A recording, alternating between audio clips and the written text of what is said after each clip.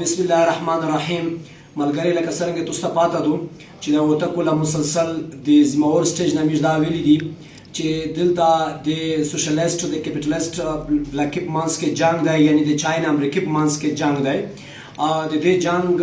د مفادات په خاطر دی چې دلته چاینا کوشش کوي چې په دا سنټرل ایشیا باندې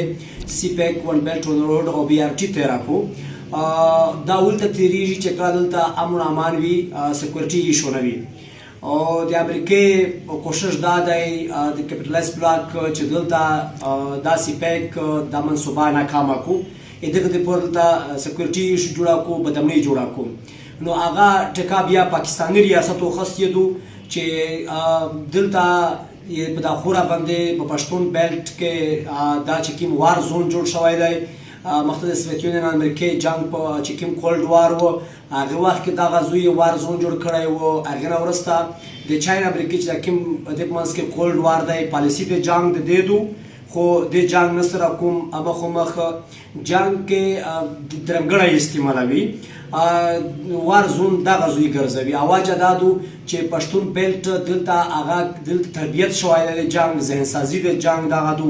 مو د وطن جرګه پلیټ فارم، د مو د وطن ممبر، د مو د وطن زون په مختلفې شکلونه کې مختلفې جملې دا ورته استعمالیږي. دا جنگ ډېر وړي کوي، دا ورته غټوي دلته پاکستاني ریاست. دا جنگ ډېر وړي کوي د خوف د لیارې تشدد د لیارې دا پاکستاني ریاست ورته غټوي. نو د امریکا هدف دا دی چې سکیورټي ایشو وي، امن امان صورتحال خروب وي او نو دلته بیا سپیک ون بیلټ ون روډ او بي ار ټي نه تېرېږي. نو هغه د پوره پاکستاني ریاست دا ټکاو خرڅېدو چې دا وطن کې دلته سکیورټي خدشات هغه جوړ کو، سکیورټي مسله جوړه کو. دنیا چې چیرته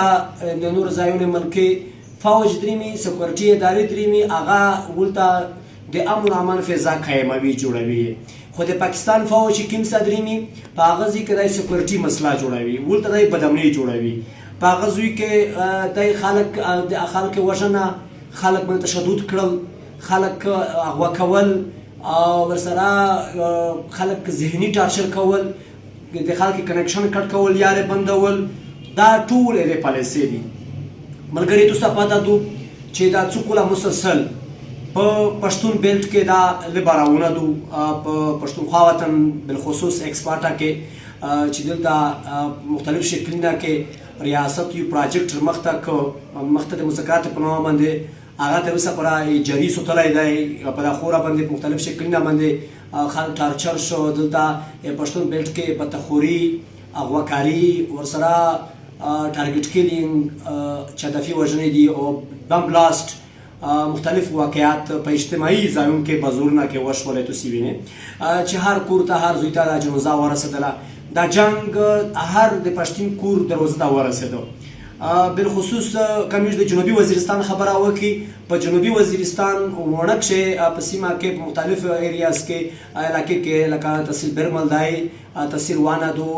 داسې شکای دی، مختلف ځایونه دي تر انګوره ډیپوره. دا ټول دغه جنګ نه دا خلک متاثر شو. ریاستي ادارې دلته مختلف شکلونه کې اول یې دا وکړل چې انګوره ډې دروازه یې بند کړه، دغه خورې معاشي قتلعام یې وکړ. دوم تعلیمي ادارې باندې اثار ولوي، تعلیم صفر شو، تعلیمي ادارې بند شوې په مختلف شکلونه کې، ورسره معاشي قتلعام وشو، دروازه بند شوه. هغې نه وروسته په مختلف شکلونه کې د وطن کې بیا سړي جوړ کړل. د هغې پروګرام دا و چې دلته په شکنه پرې وکړي،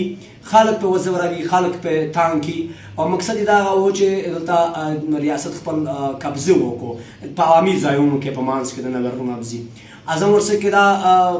چې کوم ګراوند واپلی کړ، په هغه سره خلک ټارچر کړل، خلک ذهني بیمارون کړل، خلک دا ته مجبور کړل چې دلته د ورته غږ پورته کړو چې دلته میشته مشکل دی، او هغې د جواز وګرځو بیا لوړل. اعظم ورسره کې په مختلف ځایونو کې کورونه ونیول. تاسو وینئ چې بیا د مکمل خلک په 3 کیلومتره ډایورشن بلیارې باندې مجبور کړ چې پابند درېمې د خلک کنکشن یې کاټ کړ، یارې بند شوې. ورسره چې یو ډاس پې کېږي د ټوله علاقه فایر کوي، او د ډرون درېمې په جماعتینه باندې هغه باندې ګولې لګېږي، او بیا دا حتی خبره درېمي چې د سرچ اپریشن په نامه باندې خلک پورته کوه نسه خلک ورا اغوا کوه او ورسره دا خبره دې سره ورسېدله چې په د ډرون درېمي کوادکاپټر په والیبال ګراوند باندې 12 کسان خالي بېوزي کې په هغه نه انجر کېږي زخمي کېږي داسې په کلي باندې جنازې کور ته ورسولې په غویخو کې یوه کور ته 15 جنازې ورسولې صفه ګل کور ته دا اجتماعي د خلک مارګې روان کړی دی دلته دوه کردارونه دي طالب کردار دا دی چې وزیتارو شي په هغه ځای کې د پړاو اچولی وي هغه ځای کې بیا دای وختري وکړو هغه بیا فوج جواز وګرځوي هغه سزونه ورسوي بیا هغه ځای کې قبضه وکړو په هغه ورسره کې دغه فوجونه چې کومه قبضه کړې دو هغه کته بیا طالب ورسي د عام منځ کې په دمنه بلاست کیږي خودکش بیا هغه سره چې کسې عوام ته نقصان رسیږي مشکا وکسي ټول استیمیټ ولګوي دا درې څلور کله مسلسل تخمینه ولګوي په اعظم ورسره کې یا اورال جنوبي وزیرستان کې چې ته وکسه د دغه دوه سره ممانس کې چې سره جنگ شوی دوه سره زو ته کټوري ای زوروري ای په دغه جنگ کې د ډېر کم تاون رسیدل دی خو عوام ته ډېر تاون رسیدل دی که کسې د اعظم ورسره کې د ونه بزورنا غیر ابودي خلک کورونه نیولې شوي دي یاره باندې ورسره مختلف ځوانونه جنوسي خلک چګې کړلې او ډېر ځوانان د وطن نشته او ډېر مشهور نشته او د حتی کې د میشتور سره هغه نشوي معاف هغه پکې لوړ دی رغزي د ریدور د منارخیل کلی واقعیت استا مخامخ پرتادو پریکارتو دغه لوبه بیا لوبه په کړي کوډ کې ګرما کړلا ولته ګراوند پلی کو هغه ځکه کې خلک نه کلنګو خلک اغوا کوا خلک ټارچر کوا مسله جوړوا او سره دغه ونه بزرګ کې ډیلرون ته مسله جوړوا دغه نه ډیماند کا دا ټول کیسه مخته پر ریکارډ روغله یقین نش مخته څور زمخه مو دا ویلی وی بار مش دا ویلی وی چې د کیم په کړي کوډ کې چې ګراوند پلی شوی دی ریاست مقصد دا چې کړي کوډ کې کورینه ونسی نو هغه پرین د دا وکړ چې په بانجی کې کورینه ونی ولفاوج ولته ورنه وته او د بانجی کوټ چې څومره من لیاره وی خلک کې پابند تاګ برشت درشوا آی مکمل باندې کړی دي خلک په ډایورشن مجبور دي اکشاپ پرش په در بدلیږي ولر بدلیږي او دا ټول خلک په تاګ په لری تاګ باندې مجبور دي مقصد نور هدا چې مختنور کورینه ونسو ټارګټ دا دی چې دلته پاکستاني ریاست ماوال خبره وکړه چې فوج وستا نبوسی دغه نه د مقصد دا یو سکیورټي ایشو جوړا کو د فوج دای چې کوم ځای درنګي امنر والی بدامنی جوړوي نو سکیورټي مسله جوړول د په کورینه نسی مقصد دا دی چې کچیره ز دلته د امریکای په ایما باندې کوم جنگ زمخته اورپ پښتون بیلټ مسلط کوو بدامنی جوړاوه نو بیا دلته د جنگ د پښتون بیلټ پر محدود وي کدلته هر څه کیږي جنگي میدان ګارم یا په وزیرستان کې وي زید نزید په ډی خان یا لکی مروت کرک یا د پښتون نور چې کوم ازلا دي په دا کو دا جنگ وي پنجاب ته اثرات نه رسیږي دلته دا جنگ بیزی سوتلای وي اې د مقصد دا غوي نو دلته پروګرام راوندای په راغټه پیمانه راوندای اې د کوشش دا دی په دا باندې $5 هم وخستل چې پښتون بیلټ کې سکیورټي ایشو جوړا کو جنگ اول متوازح ک چې چاینا تا او سپیک ون بیلټ ونورو بیا ټی ته مسله جوړول دي هغه تر کور جوړول دي